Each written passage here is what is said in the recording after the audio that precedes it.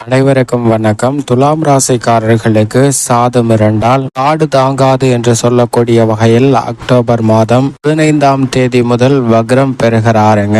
அஷ்டமஸ்தானத்தில் நிலை கொண்டிருக்கக்கூடிய குரு பகவான். எனவே எந்த ராசிக்காரர்களுக்கு அதிர்ஷ்டம் உண்டாகிறது, அதே சமயம் யாருக்கு பாதிப்பு, துலாம் ராசிக்காரர்களுக்கு குரு வக்ர பயிற்சி எப்படி அமைய போகிறது என்பதை ஆராய்ந்து பார்க்கும் போது நிச்சயமாக துலாம் ராசிக்காரர்களை பொறுத்த வரைக்கும் ராசியின் அதிபதியான சுக்கிரனை பகை கிரகமாக பார்க்கிறாருங்க குரு. இப்படிப்பட்டவர் ராசிக்கு மிகவும் சகாயமற்றவராக பார்க்கப்படுகிறார். ஆனால் அதே சமயம் ராசியின் அதிபதியான சுக்கிரனின் பார்வையில் சமகிரகமாக திகழ்கிறாருங்க குரு பகவான். ராசிக்கு 3 மற்றும் 6ஆம் இடத்தின் அதிபதியாக இருக்கிறார். தைரியாதிபதியும் குணரோக சத்ருஸ்தானாதிபதியுமாக இருக்கக்கூடிய முழு சுபகிரகமான குரு பகவான் அஷ்டமத்தில் நிலை கொண்டிருக்கிறாருங்க. தற்போது அவர் அஷ்டமத்தில் வக்ரம் பெறுவது என்பது முதன்மையான நற்பலன்களை கொடுக்கக்கூடிய ஒரு சிறந்த அமைப்பாக நிச்சயமாக துலாம் ராசிக்காரர்களுக்கு பார்க்கப்படுகிறது. இது மட்டுமல்லாது சாதும் மிரண்டால் என்று சொல்லக்கூடிய வகையில் இயற்கையிலே சுபகிரகமாக இருக்கிறார். பாவகிரக சேர்க்கை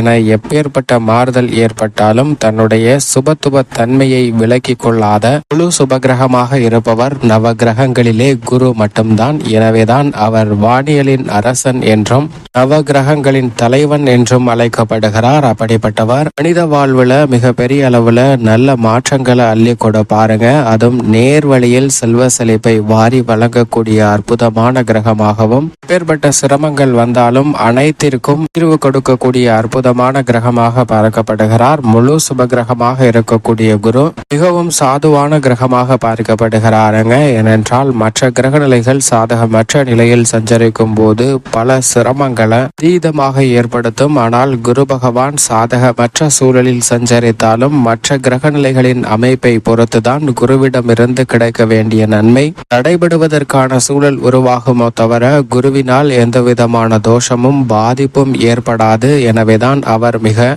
வலிமை வாய்ந்தவராக பார்க்கப்படுகிறார். ஏனென்றால் எந்த கிரகமுமே அவரை பகை கிரகமாக பார்ப்பது இல்லை என்பதும் கூடுதல் சிறப்பு. எனவேதான் குருவினுடைய ஒவ்வொரு அசைவும் மிக முக்கியமாக கவனமாக பார்க்கப்பட வேண்டிய ஒன்றாக உள்ளது. அப்படிப்பட்டவர் பொதுவாக 2, 4, 5, 7, 9 மற்றும் 11 ஆகிய இடங்களில் அபரிவிதமான வளர்ச்சியை அள்ளி கொடுப்பாருங்க. மற்ற இடங்களில் நடுநிலையான பலனை கொடுப்பார். அவர் வக்ரம் பெறும் போது பல அதிரடியான மாற்றங்கள் மிக வலுவாக ஏற்படும்.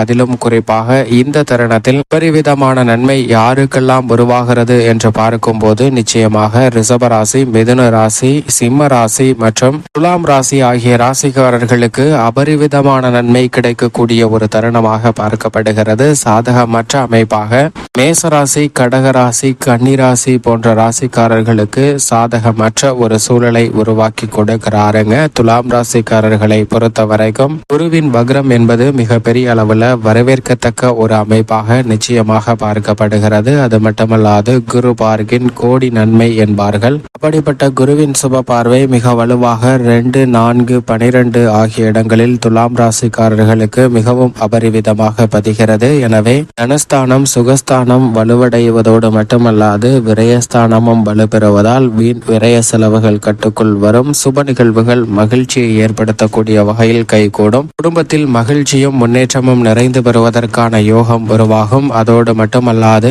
குருவினுடைய இந்த வக்ரம் பெற்றிருக்கக்கூடிய அமைப்பின் காரணமாக அக்டோபர் 15 முதல் பிப்ரவரி மாதம் வரைக்குமே நல்ல மாறுதல்களை நிறைவாக பெறுவதற்கான யோகம் உண்டு. குறிப்பாக நல்ல ஆழ்ந்த தூக்கம் இந்த தருணத்தில் கிடைக்கும். தூக்கம் இல்லாமல் தவித்தவர்களுக்கு மிகப்பெரிய ஒரு பொக்கிஷமான தருணமாக அமைய போகிறது. நல்ல வேலை வாய்ப்பு மிக வலுவாக கிடைக்குங்க.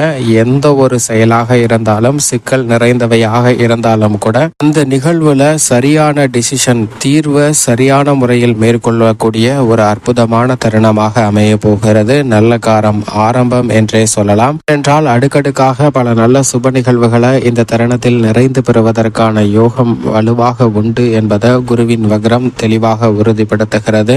புதிதாக வீடு, வீட்டு மனை, வாகனம் வாங்குவதற்கான யோகமும் நல்ல முதலீடு செய்வதற்கான யோகமும் இந்த தருணத்தில் வலுவாக கிடைக்கிறது. கல்வியில் மிக பெரிய அளவிலான வளர்ச்சி நிறைவாக கிடைக்குங்க. உடல் நலம் மிக சிறப்பாகவும் திருப்திகரமாகவும் அமைவதற்கான யோகம் உண்டு. புதிய தொழில் துவங்குவது, தொழில் ரீதியாக நல்ல பல செய்திகளை இனிமையாக சந்திப்பதற்கான யோகம் வலுவாக துலாம் ராசிக்காரர்களுக்கு உண்டு. ராசியின் உச்ச அதிபதியாக இருக்கக்கூடிய சனியும் நவம்பர் 4 முதல் வக்ர நிவர்த்தி பெறுகிறார். எனவே அதிரடியான மாறுதல்கள் இந்த குரு வக்ர பயிற்சி காலகட்டத்தில் மிக சிறப்பான முன்னேற்ற வாய்ப்புகளை நிச்சயமாக உருவாக்கி கொடுக்கிறது. குடும்ப ரீதியாக குடும்ப உறுப்பினர்கள் தங்களுடைய கடமையை உணர்ந்து செயல்படுவதால் பெரும்பாலும் குடும்பத்தில் சந்திக்கக்கூடிய மனஸ்தாபம் விலகி ஒற்றுமை பிறப்பதற்கான சூழல் நிச்சயமாக உண்டு. திருமணம் உள்ளிட்ட பல்வேறு வகையான சுப நிகழ்வுகளில் ஏற்பட்ட தடைகள் முற்றிலும் விலகுகிறது. அதோடு மட்டுமல்லாது நெருங்கிய உறவினர்கள் உடன் பிறந்தவர்களிடம் இருந்து வந்த மனக்கசப்பும் சங்கடமும் விலகக்கூடிய ஒரு தருணமாக அமைகிறது. கணவன் மனைவிக்கிடையே ஒற்றுமை பலப்படுவதற்கான யோகம் உண்டு. உத்தியோக ரீதியாக எதிர்பார்க்கக்கூடிய இடமாறுதல், பதவி உயர்வு உள்ளிட்ட பல நல்ல விஷயங்கள் உங்களுக்கு சிறப்பாக அமையும். அலுவலகம் சார்ந்த சூழ்நிலைகள் உற்சாகத்தை ஏற்படுத்தி கொடுக்கக்கூடிய வகையில் மிகவும் சிறப்பாக அமைவதற்கான யோகம் இந்த தருணத்தில் வலுவாக கிடைக்கிறது. நீங்கள் எதிர்பார்க்கக்கூடிய தொழில் ரீதியான புதிய ஒப்பந்தங்கள் பெரிய அளவிலான போட்டிகள் நெருக்கடிகள் இல்லாமல் உங்களுக்கு கிடைப்பதற்கான யோகம் உண்டு. எவ்வளவு பெரிய சிரமமாக இருந்தாலும் அவற்றை சிறப்பாக கையாளக்கூடிய தருணமாக அமைகிறது. நிதி நிறுவனங்களின் ஒத்துழைப்பும் சாதகமாக அமையும். இந்த தருணத்தில் புதிய முதலீடுகளை மேற்கொள்ளும் போது எதிர்பார்ப்பதை விட இரட்டிப்பு லாபம் நிறைந்து கிடைக்கக்கூடிய ஒரு தருணமாக அமைகிறது. கொடுக்கல் வாங்கலில் நிலவி வந்த சாதகமற்ற சூழ்நிலைகள் மறைவதற்கான யோகம் உண்டு. கலைத்துறை ரீதியான பணிகளில் எதிர்பார்க்கக்கூடிய புதிய வாய்ப்புகள் வருமானத்தை உயர்த்தி கொள்ளக்கூடிய வகையில் திருப்திகரமாக அமையக்கூடிய ஒரு தருணமாக பார்க்கப்படுகிறது. அரசியல் சார்ந்த பணிகளில் பெரிய அளவுல இந்த தருணத்துல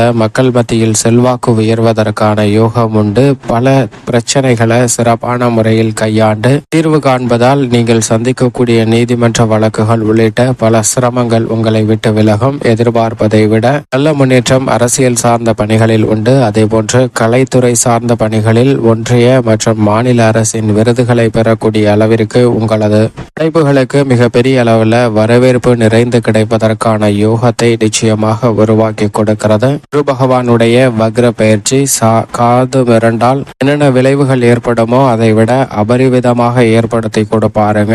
எனவே மாணவர்களின் கல்வியில் நல்ல முன்னேற்றம் உண்டு. விவசாயம் சார்ந்த பணிகளில் உங்களது கடின உழைப்பிற்கேற்ற நல்ல விளைச்சலும் வருமானமும் நிறைந்து கிடைக்கக்கூடிய ஒரு தருணமாகவும் அமைகிறது. கடன் வாங்க வேண்டிய சூழல் இல்லை. பெண்மணிகளை பொறுத்த வரைக்கும் பெண்மணிகளின் நலனுக்கு பொறுப்பேற்ற குருவின் வக்ரம் மிக பெரிய அளவில் துலாம் ராசிக்காரர்களுக்கு மனதிற்கு பிடித்த பல காரியங்களை நிறைவாக செய்வதற்கான யோகத்தை நிச்சயமாக உருவாக்கி கொடுக்கிறது. மேலும் இந்த தருணத்தை துலாம் ராசிக்காரர்கள் மிக சிறந்த மகிழ்ச்சிகரமான தருணமாக மாற்றிக்கொள்ள நிச்சயமாக வாரத்தில் வியாழக்கிழமை விரதமிருந்து அருகாமையில் உள்ள குரு பகவான் ஆலயம் சென்று தீபம் ஏற்றி வழிபாடு செய்யுங்கள். தங்கள் வாழ்வில் சந்திக்கக்கூடிய தடைகள் அகன்று சுவிச்சமும் முன்னேற்றமும் மகிழ்ச்சியும் நிறைந்து கிடைப்பதற்கான அதிர்ஷ்டம் நிச்சயமாக உண்டாகும். துலாம் ராசிக்காரர்களுக்கு